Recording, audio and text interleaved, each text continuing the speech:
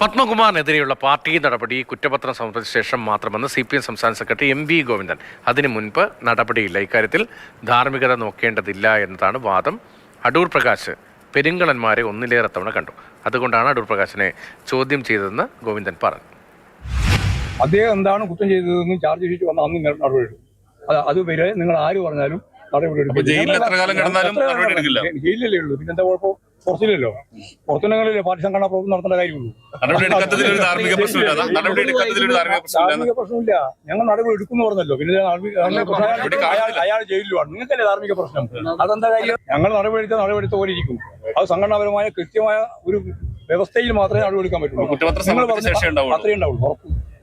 അടൂർ പ്രകാശ് ഈ വലിയ പെരുങ്കള്ളന്മാരുമായിട്ട് കേരളത്തിൽ മാത്രമല്ല ഇന്ത്യയുടെ വിവിധ മേഖലയിൽ സന്ധിക്കുകയും സമ്മാനങ്ങൾ വാങ്ങുകയും ചെയ്തു എന്നുള്ള വിവരം പുറത്തു വന്നു.